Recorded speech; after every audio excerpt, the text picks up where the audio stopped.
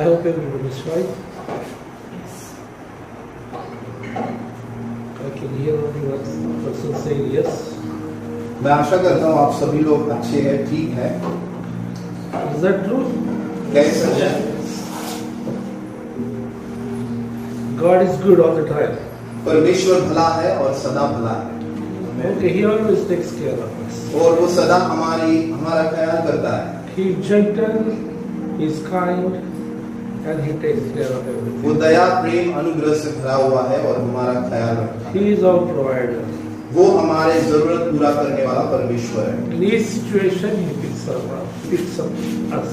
और हर एक समस्याओं से और परिस्थितियों से हमें वो ऊपर उठाता है। And always He is ready to be glorified. और सदा महिमा के लिए योग्य है। He blesses His people.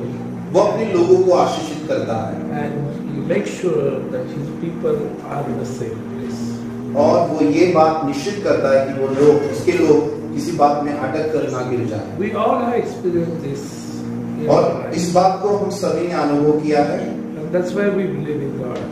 और इसलिए हम परमेश्वर पर भरोसा रखते हैं। That's why we believe in Jesus Christ. और इसीलिए हम यीशु मसीह पर भरोसा रखते हैं। My message title today is और मेरे संदेश का शीर्षक आज जो है, The Day Jesus Disrupted Church. और जिस दिन परमेश्वर ने उसकी कलीसिया को तोड़ दिया। Okay, that is the title of the church. और आज के संदेश का यह शीर्षक है। Okay, let's read John 2nd chapter 13 to 25. आए हम अपनी बाइबल की ओर बढ़े और यूहन्ना की पुस्तक उसका 2 अध्याय 13 से 25 तक वचन को पढ़ेंगे। यूहन्ना की पुस्तक, यूहन्ना रचित सुसमाचार 2 अध्याय और 13 से 25 तक वचन। Can someone read it loudly? मैं आपके लिए पढ़ रहा हूँ यहाँ। यूहन्ना की पत्री 2 अध्याय और 13 से लेकर 25 तक। अगर आपने निकाला होगा तो आप आपकी बाइबल में ध्यान दीजिएगा।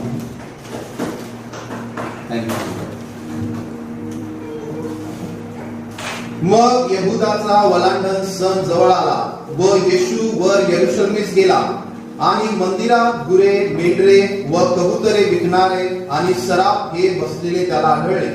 तेव्हा त्याने दोऱ्यांचा एक कोरडा करून मेंढरे व गुरे या सर्वांस मंदिरातून घालून दिले। सराफांचा खुर्दाही ओतून टाकला व चौरंग पालते केले आणि तो कबुतरे विकणाऱ्यांना म्हणाला, ही येथून काढून घ्या, माझ्या पित्याच्या घराची बाजारपेठ करू नका, तेव्हा तुझ्या मंदिराविषयीचा आवेश मला ग्रासून टाकेल, असा शास्त्रलेख असल्याचे त्याच्या शिष्यांना आठवले। त्यावरून यहुदी त्याला म्हणाले, तुम्ही हे करिता तर आम्हाला तुमच्या अधिकाराचे काय चिन्ह दाखविता? येशू त्यांना म्हणाला, तुम्ही हे मंदिर मोडून टाका आणि मी 3 दिवसात हे उभारेन। यावरून यहुदी म्हणाले की मंदिर बांधावयास 46 वर्षे लागली आणि तुम्ही हे 3 दिवसात उभारणार काय? तो तर आपल्या शरीररूपी मंदिराविषयी बोला होता, म्हणून तो असे म्हणत असे। हे तो मेलेल्यातून उठल्यावर त्याच्या शिष्यांना आठवले आणि त्यांनी शास्त्रावरून येशूवर जे वचन सांगितले होते त्यावर विश्वास ठेवला। वलांडणाच्या सणात यरूशलेम येथे असताना जी चिन्हे तो करीत होता ती पाहून पुष्कळांनी त्याच्या नावावर विश्वास ठेवला, पण येशू सर्वांना ओळखून असल्यामुळे त्याला स्वतःला त्याचा भरोसा नव्हता। शिवाय मनुष्याविषयी कोणीही साक्ष द्यावी याची त्याला जरुरी नव्हती, कारण मनुष्यात काय आहे हे त्याला स्वतःला ठाऊक होते। Praise the Lord. So the idea of being Jesus is so hard here. और यहाँ पर जो परमेश्वर यीशु मसीह ने कुछ कल्पनाएं बताई हैं वो जो थोड़ी सी कठिन दिख रही है। Okay, it is very hard. No, Jesus became hard here. Hard in the sense that he is not kind to the people. और यहाँ पर जो हमें यीशु का स्वभाव दिखाई दे रहा है वो कठिन दिखाई दे रहा है, दयालु नहीं दिखाई। He is not gentle and mild like each time we say that Jesus is so kind. और हर समय जैसे वो रहता है दया और कृपा से भरा, वैसे वो आज नहीं है। See, Jesus rebuked the Pharisees. और यीशु मसीह ने फरीसी लोगों को धमकाया। He commanded demons to go out of the human being. और उसने जो दुष्टात्मा है उनको डांटा ताकि वो मनुष्य से निकल जाए। He courageously and fearlessly went to the cross. वो जो है पूरे उत्तेजक, दृढ़ता और धाड़स के साथ क्रूस के ऊपर चढ़ा। And here in this paragraph we see that he has cleared the temple which is there. और जो मंदिर वहां पर था, आंखों से दिखाई देने वाला बांधा हुआ मंदिर था, उस मंदिर को उसने साफ किया है। Okay, it is a church actually. और ये जो है कलीसिया है, चर्च है वहां It is पर। the God's temple at that time. और उन दिनों में ये परमेश्वर का मंदिर था।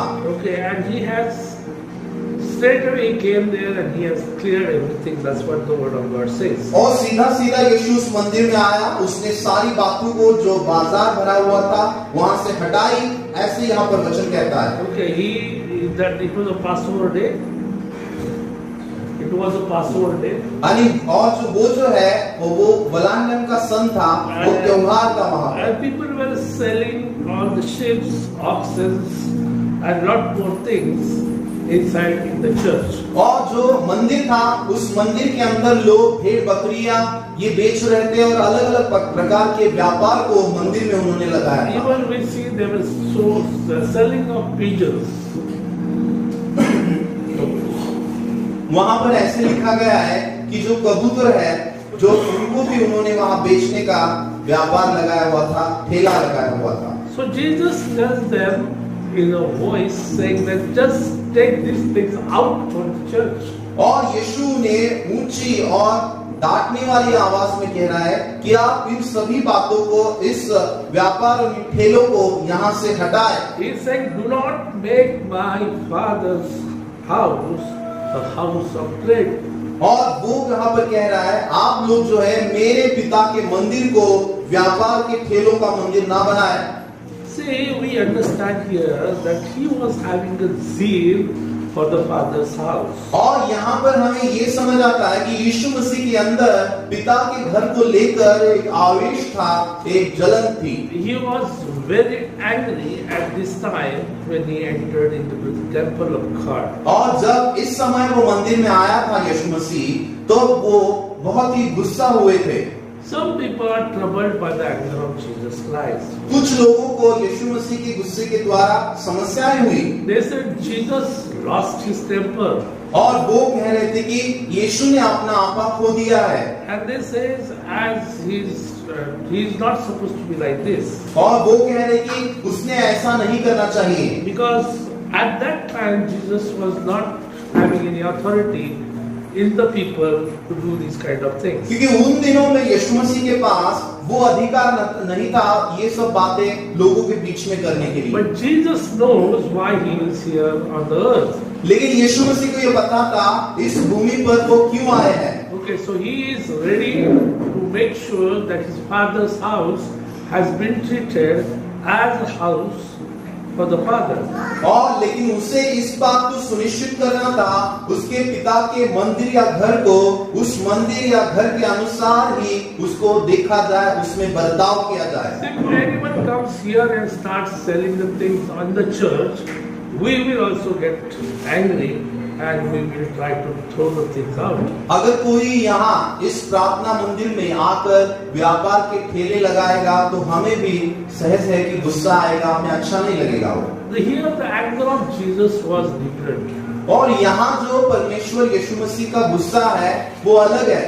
See, most of the time people get angry when their ego is disturbed. बहुत बार लोग जो है गुस्सा हो जाते हैं जब उनका जो उनका जो स्वाभिमान है उसको जब ठेस पहुंचाई जाती है तब वो गुस्सा होते हैं। Okay, most of the time we see in the world that people don't like certain things and they get angry. बहुत बार दुनिया में हम देखते हैं लोगों को कुछ बातें पसंद नहीं आती और उसके द्वारा वो गुस्सा हो जाते हैं। If someone is trying to say something good and if they don't like it, they get angry. अगर किसी को कुछ कहना है, अगर वो कहेगा लेकिन उसकी बात तो कुछ लोगों को पसंद नहीं आती होगा। And this is what the worldly thing is. और यही दुनियादारी की बातें हैं। Because with this, only when the ego is disturbed, the person gets angry. और जब किसी व्यक्ति का स्वाभिमान है उसे ठेस पहुंचाई जाती है तो वो गुस्सा होता है। But here we see Jesus got angry because his father's house is being used as a trading place. लेकिन यहाँ यीशु क्यों गुस्सा हो गए हैं? क्योंकि उसके पिता के मंदिर या घर को लोगों ने व्यापार का जगह बनाई थी। And another thing may be that he is angry because the people, those who are making noise when they are selling the things, are disturbing the church. या ऐसा होगा, वहां पर ठेले लगाकर लोग जो बाजार बना रहे थे, बेच रहे थे, उनकी आवाज जो है अलग थी।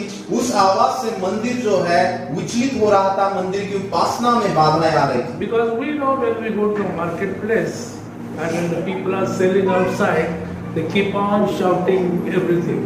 और जब हमें पता है, जब हम बाजार में जाते हैं कुछ खरीदने के लिए, वहां पर लोग जो है ठेला लगाकर, अपनी अपनी दुकानें लगाकर जो है चिल्लाते हैं। उनकी आवाज से कैसे हमारे कानों पर इफेक्ट होता है, प्रभाव होता है। Even we get disturbed if the people start making noise around.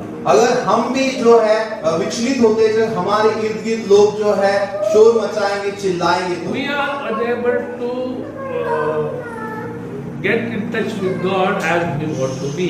और जिस प्रकार से हमें प्रभु से जुड़ना है, उस प्रकार से हम जुड़ नहीं पाते। So the other things are hindering there. और वैसे ही दूसरी बातें जो वहां पर उन्हें बाधा कर रही है। So it is the same story in our life also here. और हमारी जिंदगी में कुछ ऐसी ही कहानी है। Okay, R.C. Sproul, the God servant, says like this. और परमेश्वर के जन है, सेवक है, वो ऐसा कहते हैं। Imagine if you went to a church on a Sunday morning. और ऐसी कल्पना करें कि रविवार की सुबह आप चर्च में गए हैं, And then you went into the sanctuary to pray. और उसके बाद आप Sanctuary, a place where you... और आप प्रार्थना घर में गए हैं, जहां पर आप दुआ प्रार्थनाएं करने जा रहे हैं। But you couldn't focus your thoughts because of the loud and persistent bleating of sheep and goats. और वहां पर जो है लगातार जो भेड़ बकरियां उनकी आवाज के द्वारा आप परमेश्वर के ऊपर लक्ष्य या आपका ध्यान केंद्रित नहीं कर पाते। And then you cannot worship properly. और हम सही रीति से आराधना भी नहीं कर सकते, Because your mind is getting disturbed with everything. क्योंकि आपका जो हृदय या मन है वो जो है विचलित हो रहा है इन बातों से। And second thing, I see what another thing Jesus must have noticed in this church, in that church. See that church. बहुत इस प्रकार की बातें होती है जो हमें विचलित करती है। Okay. Repeat that. Yes, it's right. और आपको जीता जागता यहाँ पर एक उदाहरण मिला है। Okay, so the second thing what I think or I see here, और दूसरी बात जो यहाँ पर मुझे दिखाई दे रही वो ये है that people, those who are selling the things, were taking lot of money from the people, those who are buying from them. जो लोग अपने ठेले या दुकान लगाकर चीजें बेच रहे हैं, वो 2 गुना या ज्यादा पैसा ले रहे हैं लोगों से जो खरीद रहे हैं। So they are taking the advantage of the situation what they are in. और जो परिस्थिति है उस परिस्थिति का वो फायदा उठा रहे हैं। So the animals what they are selling with the big amount. जो जानवर वहां पर वो बेच रहे हैं, उस जानवरों को वो दुगनी कीमतों में बेच रहे हैं। This is not only at that time. Even today we see these things. और ये जो बातें हैं सभी उस समय में ही नहीं थी, अब के समय में भी ऐसा होता है। Okay, when there is things which are valuable at particular festival. और जो बातें हैं या कुछ उत्सव के दिन में या महोत्सव के दिन में जो महत्वपूर्ण रहती है, उन बातों के बारे में। If you just take an example of Eid. अगर आप ईद का उदाहरण लेंगे, When they have to cut the goats or bull or whatever it is. वो जो बातें करते हैं, जो जानवर को, भेड़ या बकरी को काटना। So these people when they go and purchase the goats or the bulls. और ये लोग जब जाकर वो भेड़ बकरी या किसी जानवर को खरीदते हैं, they are paying more money than what they are supposed to pay. और जितनी कीमत चुकानी चाहिए उससे 2 गुना वो कीमत चुकाते हैं। So maybe Jesus is angry with that as well. और मुझे ऐसा लगता है कि यीशु मसीह इस कारण भी गुस्सा हो गए। And third thing what I see is instead of glorifying God in that particular place, और परमेश्वर की महिमा करने की बजाय उस जगह पर people are using that place as a bazaar. और लोग जो है परमेश्वर की उस जगह को एक बाजार की जगह के रूप में उपयोग कर रहे हैं। They are not realizing what is the importance of the church. और वो समझ ही नहीं पा रहे कि परमेश्वर के मंदिर या चर्च का महत्व क्या है। Because I think maybe they know what is church, but as it is practiced to sell everything in the church, they are there to do so. मुझे ऐसा लगता है कि उन्हें पता है चर्च क्या है, मंदिर क्या है, वो जगह कैसी है, लेकिन वो जो उनकी आदत बन गई है चर्च या मंदिर में कुछ चीजें लाकर बेचना, वो आदत उनको यहाँ पर ले आई। And then Jesus is angry because it's a direct insult of the Father and the gracious God. और प्रभु यीशु मसीह गुस्सा हो गए क्योंकि वो सीधी तरह परमेश्वर पिता का अनादर कर रहे हैं, उसे आदर नहीं दे रहे। Okay, some people say Jesus lost his temper. और कुछ लोगों से उनमें से कहा कि यीशु मसीह ने अपना आपा खो दिया है। See, when you lose the temper, you don't have time to make the things in the right way. अगर आप अपने खुद के ऊपर के नियंत्रण को खो देंगे तो आप बातों को सही से नहीं कर सकते। You start keeping one or another mistake and you start doing all things wrong which are not belong to तो God. क्या होता है, आपको जो सही में करना है वो नहीं होता है, कुछ गलतियां आप बार-बार दोहराते रहते हैं। Okay, you become selfish to do the things. और आप जो है स्वार्थी बन जाते हैं बातों को, चीजों को करने के लिए। But what I see here is Jesus is angry. Yes, he is angry there. और यहाँ मैं जो देखता हूँ कि यीशु गुस्सा हुए हैं, हाँ वो गुस्सा हुए हैं। Okay, but he has control over his anger. लेकिन यीशु मसीह को अपने गुस्से के ऊपर नियंत्रण है, आपा है। Why I say this is? मैं ऐसा क्यों कह रहा हूँ? Okay, because क्योंकि Jesus is making the whip of the cord to draw all the people out from that particular place. कि परमेश्वर ने जो यीशु मसीह ने जो है रस्सी के एक कोड़े को बनाया और उनको उसके द्वारा उन्होंने वहां से लोगों को हटाया, बाजारों को हटाया। See what he is doing, he is confident about it. Sorry. What he is doing, he is confident about it. जो वो कर रहे हैं उसके प्रति वो आत्मविश्वास में है, वो उनको ये बात पता है। He is angry, but he knows exactly what he has to do. वो गुस्सा है लेकिन उन्हें पता है कि वो सही में क्या कर रहे हैं। Okay, he knows exactly how he is supposed to take these people out. और उसे पता भी है उन्हें कि यीशु मसीह को इन लोगों को बाहर कैसे निकालना है। That's why he is taking time to make the whip of the cord. इसीलिए यीशु ने समय लिया उस रस्सी के कोड़े को बनाने के लिए। He should have caught the collar of the people and just thrown them out. और ऐसा भी हो सकता था कि वो लोगों के गिरेबान को पकड़कर उन्हें बाहर निकाल देते। Or he can take out the sheep and bulls and everything out just by saying the disciples to take this thing out. शायद वो ऐसा भी कर सकते कि अपने चेलों को साथ लेकर जो गाय, भेड़, बकरियां, बैल वहां पर उनको ऐसे ही हटा देते। But he did not do that. यीशु मसीह ने ऐसे नहीं किया। So he has taken the time to make the whip of the cord. और उन्होंने समय लिया वो रस्सी के कोड़े को बनाने के लिए। That means he has done it in a controlled manner. इसका अर्थ है कि उन्होंने नियंत्रण में इन बातों को किया। When we get angry, we are supposed to do the same thing in our life. जब हम गुस्सा होते हैं हमें भी ऐसा ही बर्ताव We करना should है। have the nature of Jesus in our life. हमारी जिंदगी में यीशु का जो स्वभाव है वो होना है। Our anger is not supposed to be the selfish one where you just keep on shouting and keep on doing the things in the wrong way. हमारा जो गुस्सा है वो स्वार्थी ना रहे कि हम लगातार लोगों के ऊपर चिल्लाते चीखते रह रहे। Because he is a God and he knows what exactly has to be done, he is showing his anger in a controlled manner. और परमेश्वर जो है प्रभु वो परमेश्वर है और उन्हें पता है कि कैसे बातों को नियंत्रण में रखना है, इसीलिए वो अपने गुस्से को नियंत्रण में रखकर ये बातें कर रहे हैं। He has no ego of himself. उसके अंदर जो है स्वाभिमान कुछ बात नहीं है। He is not showing that he is God and he can take it out like this. और ये ऐसा नहीं कि वो खुद परमेश्वर है इसीलिए वो गुस्से से सब उठाकर फेंक रहे हैं, ऐसा कुछ नहीं है। He is not doing that for that particular purpose. और वो जो है वो ऐसी बातों के लिए ऐसी उद्देश्य वो करने नहीं है। Or he is not doing the things so that people will get afraid of him and people will just run away from there. ये ऐसा भी नहीं है कि वो ये इसलिए कर रहे हैं कि ये सब देखकर लोग जो है घबराए, डरे, ऐसा भी नहीं है। But he is doing it for the Father's temple or Father's house. लेकिन वो ये सब कर रहे हैं क्योंकि पिता के मंदिर का उन्हें आवेश है। Okay, he is doing it only for the father's house, that he doesn't like the father's house is being used as a trading place. वो ये क्यों कर रहे हैं? क्योंकि पिता के मंदिर को उन्हें बाजार के मंदिर के समान, बाजार की जगह के समान नहीं देखना है। Number of times we hear people saying that I have righteous anger. और कुछ लोगों को हमने कहते हुए सुना है कि वो कहते हैं कि मेरे अंदर धार्मिक गुस्सा है। So what does it mean? इसका अर्थ क्या है? नीतिमान या धार्मिक गुस्सा क्या है? It is an anger that is directed against wrong behavior for the righteous reason. और इसका अर्थ ये है कि जो धार्मिक स्वभाव है उसके प्रति जो गलत आपका स्वभाव होगा उसके प्रति आने वाला गुस्सा। It is like the things are not going as per the scripture.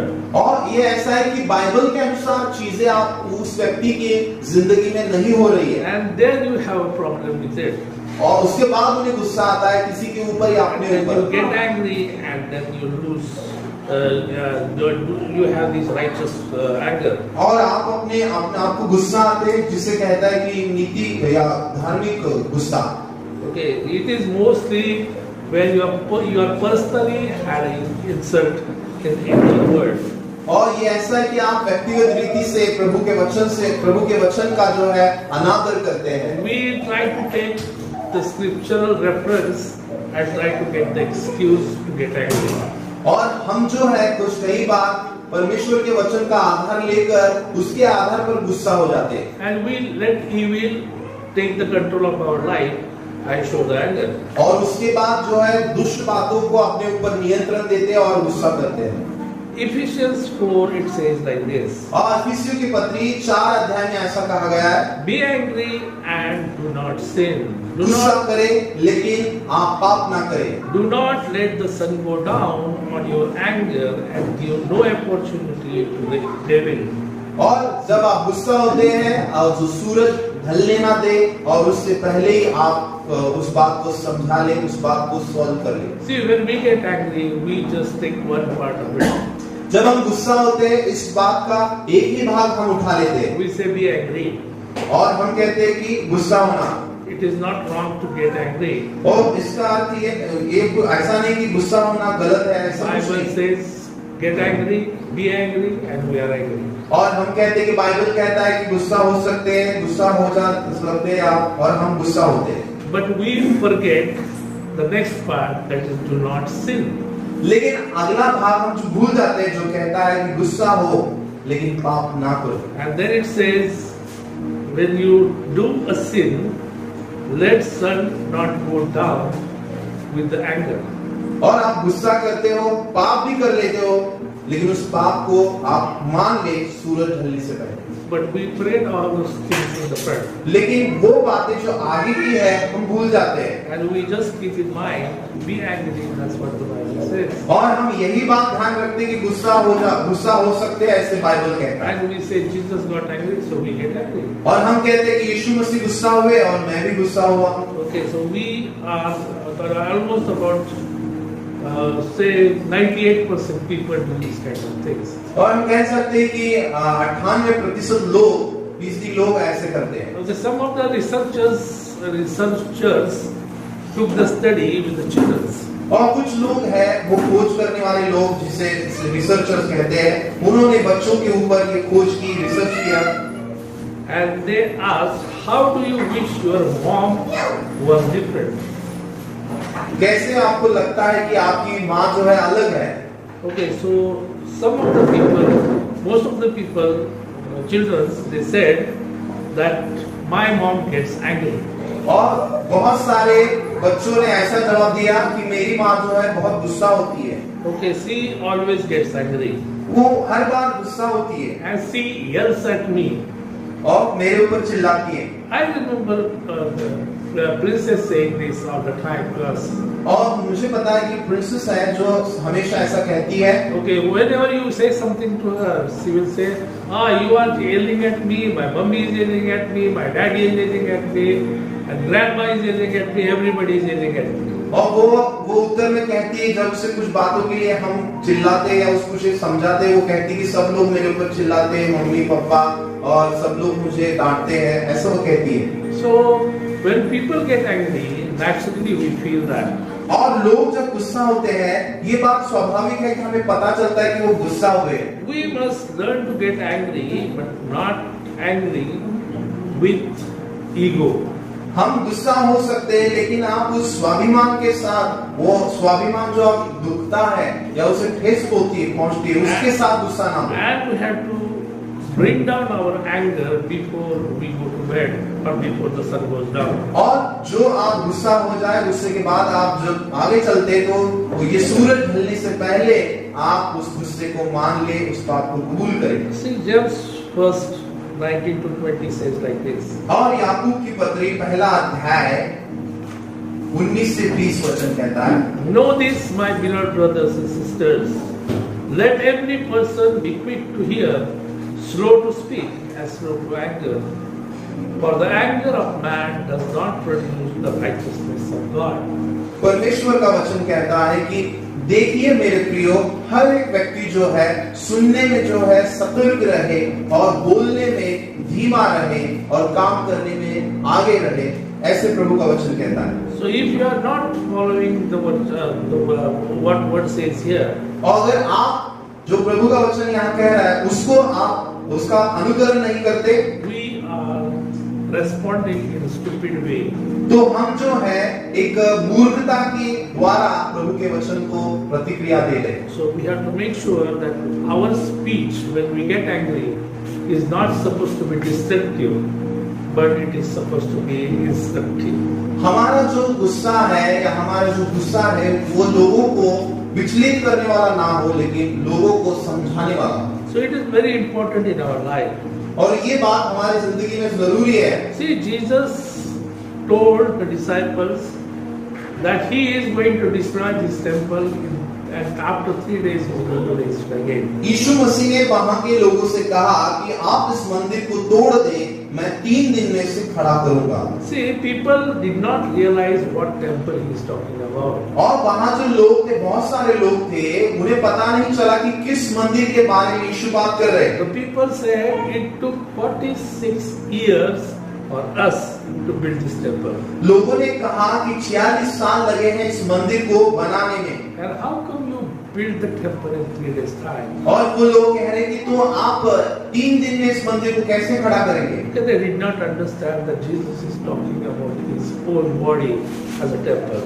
लेकिन लोगों को पता ही नहीं चला कि यीशु मसीह जो है अपने शरीर रूपी मंदिर के बारे में बात कर रहे हैं। Okay, we have to make sure that we as a temple of God, we are supposed to follow what Jesus has done with his temple. और परमेश्वर के मंदिर होने के नाते प्रभु यीशु ने जो किया वो बातें हमें करनी चाहिए। He has destroyed he has given his life. और यीशु मसीह ने अपनी जिंदगी न्यौछावर कर दी। And he has risen again. वो फिर से तीसरे दिन मरे हुओं से जी उठा। He resurrected and now he is coming back again. वो जी उठा, स्वर्ग चला गया और वो वापस आएगा। Okay. There is a way to worship in the church.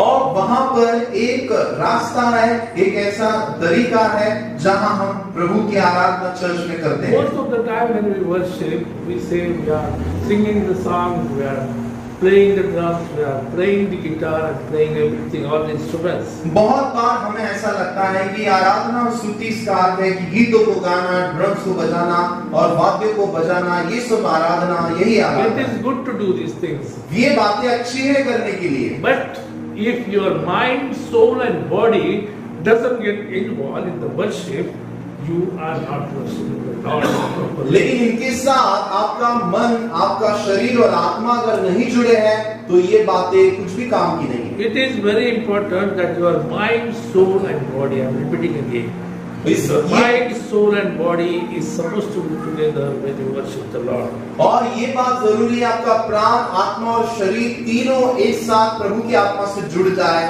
तो ये बात सही है। Then only we are worshiping the Lord, because then we will have good connection with the Lord or with the Holy Spirit, and we will be in touch with God. उसके बाद ही ये पता चलता है कि हम सच्चे में प्रभु की आराधना कर रहे हैं और प्रभु से हम जुड़ जाते हैं। So this is the way we are supposed to worship. और ये राह है कि जिस राह से हम आराधना करें। With this we honor God. और इसके द्वारा हम परमेश्वर का आदर करते हैं। With this we get closer to God. और इसके द्वारा हम प्रभु से बहुत करीब आते हैं प्रभु के। And when we have this kind of attitude, then only we can say that I got released from my problems, I got released from my sickness, I got released from all things. अगर हमारा स्वभाव ऐसा होगा तो भी हम अनुभव कर सकते हैं कि सारी बंधनों से, सारी बीमारी से, सारे बंधन और शैतान से हमने छुटकारा पाया। See, Jesus disrupted the church at that time. और यीशु मसीह ने उन दिनों में चर्च को है साफ सुथरा किया, तोड़ दिया For the Father's sake. और परमेश्वर पिता के कारण। But how we are dealing with our church? लेकिन हम क्या करते हैं हमारे खुद के चर्च के लिए, I am मंदिर not के लिए? talking about these four walls. और मैं इन 4 दीवारों के बारे में बात नहीं कर I रहा। am talking about the temple of God, which is said in Corinthians that you are the temple of God. मैं उस मंदिर की बात कर रहा हूँ जो कोरिन्थियों की पत्री में कहा गया है कि वो आप जो है परमेश्वर का मंदिर है, आपका शरीर परमेश्वर का मंदिर है। Are we really using it for the God's purpose? क्या सही में हम हमारे शरीर के मंदिर को प्रभु की महिमा के यूज कर रहे, उपयोग कर रहे हैं? Are we really believing in God and doing the things as per what He says? क्या सही में हम परमेश्वर पर ईमान लाते हैं, विश्वास करते हैं और प्रभु के लिए उपयोग में आ रहे हैं या नहीं? Are we glorifying God in our life? क्या हम परमेश्वर को महिमा दे रहे हैं हमारी जिंदगी में? What exactly we are in? क्या कर रहे हैं हम सही में? Are we really doing it? क्या सही में सच में हम ये बातें कर रहे हैं? See, I heard the people saying that nowadays we don't go to the church because there is corona. और इन दिनों में हम चर्च नहीं जा रहे हैं क्योंकि लॉकडाउन है और ज्यादा लोग इकट्ठा होना परमिशन नहीं है। It is good that the government says that we are not supposed to get together. It is good that government says that we are not supposed to get together. और government और हमारी जो सरकार ने कहा है कि हम सब लोग इकट्ठा नहीं आ सकते झुंड में। Okay, so people are just taking those words that government says you are not supposed to get together and they don't come to church. और लोगों ने उसी बात को पकड़ा है कि एक इकट्ठा नहीं आना है, झुंड में नहीं आना है, भीड़ में नहीं आना है। वो लोगों ने पकड़ लिया उस बात को और चर्च नहीं जाते। People say we have to be separated because there is corona, we can get corona with each other. लोग कह रहे हैं कि अभी जो समय है कोरोना का समय चल रहा है, हमें दूर ही रहना चाहिए क्योंकि हम एक दूसरे को कोरोना दे सकते हैं। I will tell you one thing. मैं एक बात आपसे कहता हूँ, In the hospital where I am working, जिस अस्पताल में मैं काम कर रहा हूँ, okay, I don't go outside roaming around like before because there is corona. और पहले जैसे मैं बाहर सारे अस्पताल में घूमता था, अभी मैं बाहर नहीं जाता क्योंकि कोरोना का समय है। My managers told me you are old enough now, you are not supposed to get corona, so you don't go outside. मेरे जो मैनेजर है उन्होंने बताया कि आपका उम्र हो गई है, इसलिए आप बाहर ना घूमें, आपको कोरोना हो सकता है। Okay, you are 50 plus, you have to take care. आप 50 उम्र से ऊपर है, आपको कोरोना हो सकता है, आप आपके केबिन में रहिए। And then I am taking maximum care sitting inside my office. और ज्यादातर मैं अपना ख्याल रख रहा था अपने ही केबिन में बैठकर, कहीं नहीं जाना। Nothing happened there. कुछ नहीं हुआ वहाँ पर, But sitting at home, I got corona. लेकिन घर में बैठकर मुझे कोरोना हुआ। So corona can come anywhere. तो मैं क्या बताना चाहता हूँ कि कोरोना कहाँ भी आ सकता It है। is not necessary to stay away from the people and then you say I don't get corona. और ये जरूरी नहीं कि लोगों से आप दूर भागे मिलो और कहेंगे कि मुझे कोरोना हो सकता है और It नहीं is हो not सकता है। necessary that you go away from God's presence and then you say I don't get corona. और ये भी जरूरी नहीं कि आप प्रभु की उपस्थिति से दूर भाग जाए और कहेंगे कि मुझे कोरोना हो जाएगा। Do not take your temple away from the God because God is the one who is going to bless your temple. परमेश्वर के उपस्थिति से आपका शरीर रूपी मंदिर से दूर लेकर ना जाए क्योंकि वही एक है जो उसे बना सकते हैं और ढा भी सकते हैं, तोड़ सकते हैं। He can do anything. वो कुछ भी कर सकते हैं। He want to keep it, he will keep it. Otherwise, he want to destroy, he can destroy it in just no minutes. अगर उसे इस मंदिर को सही में बनाए रखना है तो वो सही बनाए रखेगा, अगर उसे तोड़ना है, नाश करना है तो वो कुछ ही मिनटों में कर देगा। I have seen the people coming to the hospital. मैंने लोगों को अस्पताल में आते हुए देखा है। They took the admission, they went inside. After 10 minutes, the dead body comes out. मैंने देखा है कि उन्होंने आए अस्पताल में भर्ती हुए, अंदर गए और 10 मिनट में उनका मरा हुआ शरीर बाहर आया। Why? Because they died with corona. क्यों? क्योंकि वो कोरोना से मर गए। I still say that they are without God. और मैं कहूंगा कि वो परमेश्वर के बिना मरे। See, we have to make sure our temple is not disrupted by any other reason. और हमें इस बात को निश्चित करना है कि प्रभु के अलावा किसी दूसरी बात ने हमारे शरीर रूपी मंदिर को नाश ना करने पाए। You and me are supposed to have assurance in Jesus Christ, saying that if I am with Jesus Christ, He is going to save my life or save my temple. और हम जो यीशु मसीह में है, यीशु मसीह में हमें ये धैर्य या धाड़स होना चाहिए कि प्रभु मेरा आधार है, उद्धार है, और वो अगर नहीं देगा परमेश्वर तो कुछ नहीं होगा। We have to have a confidence in God that God can do wonders in my life. और हमें प्रभु के ऊपर पूरा भरोसा होना चाहिए कि प्रभु मेरे जिंदगी में अलौकिक अद्भुत बातें कर सकते हैं। So we have to understand the Holy Spirit's calling. और हमें जो है पवित्र आत्मा की बुलाहट को समझ लेना चाहिए। Not the worldly things you take as a example, saying that government says you don't get together and then don't come to church. दुनिया की बातों को आप लेकर ना बैठे, जैसे कि उदाहरण में मैंने बताया कि सरकार ने कहा है कि भीड़ में ना आप इकट्ठा हो, उसी बात को और लोगों ने पकड़ा है। We have not even one Sunday, I think we have not done close the church. Every Sunday we are there having church at home. और हमने जो है चर्च को कभी भी बंद नहीं किया। जैसे लॉकडाउन स्टार्ट हुआ, हमने एक भी रविवार हमने चर्च को बंद नहीं किया। चर्च को खुला। Maybe I think after Corona one time we did not get together. Yes.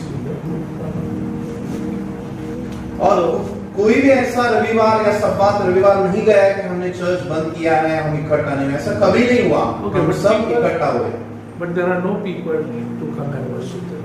लेकिन एक बात थी कि हमारे परिवार के अलावा 2-3 लोगों को पकड़कर हमारे परिवार के साथ कोई दूसरा नहीं था हमारे बीच में। See, I can understand what the people are.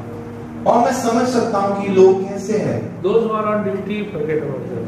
जो लोग अपने काम पर है उसको आप भूल जाए। But those who can come, if they don't come, that means they are not really loving the Lord. अगर जो आ सकते हैं, अगर वो नहीं आ रहे, तो इसका अर्थ है कि वो प्रभु से प्रेम नहीं रखते। They do not have faith in God. इसका मतलब ये है कि परमेश्वर के ऊपर उन्हें विश्वास का भरोसा नहीं है। They have some kind of negative thoughts about God. और उनके अंदर, उनके दिल या हृदय में परमेश्वर के प्रति अविश्वास है, कुछ शंकाएं हैं। Take care of our temple. हमें जो है हमारा शरीर की मंदिर का ख्याल रखना है। Okay, God has given us the ways to do it. परमेश्वर ने कुछ राहें हमें दी है उसका ख्याल रखने के लिए। We have to make sure that our temple we use it for the God's glory. हम इस बात को निश्चित करें कि परमेश्वर ने जो हमें शरीर रूपी मंदिर दिया है, इस मंदिर से हम उस परमेश्वर की महिमा करें। We should worship the Lord with the mind, soul and body. हम जो है परमेश्वर की महिमा करें हमारे प्राण, आत्मा और शरीर से। Okay, most of the time we get angry and we just forget, we don't forgive.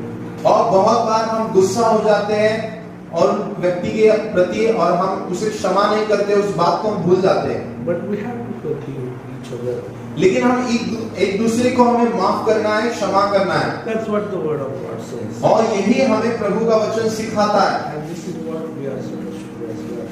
यही बात हमें करनी है। So everyone who is sitting here, हर एक व्यक्ति जो यहाँ पर बैठा है, I ask you today, मैं आपसे आज कहना चाहता हूँ, what kind of worship you have? और किस प्रकार की आराधना आप कर रहे हैं, What kind of way you use your temple for God's purpose? और किस उद्देश्य के लिए आपके शरीर रूपी मंदिर को आप उपयोग कर रहे हैं। Are you pleasing the people, or are you pleasing yourself, or are you pleasing God?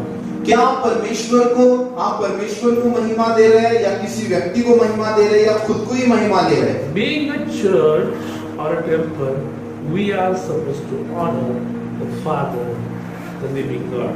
और परमेश्वर का मंदिर होने के नाते हमें स्वर्गीय पिता का आदर और महिमा करनी चाहिए। Let's close our eyes.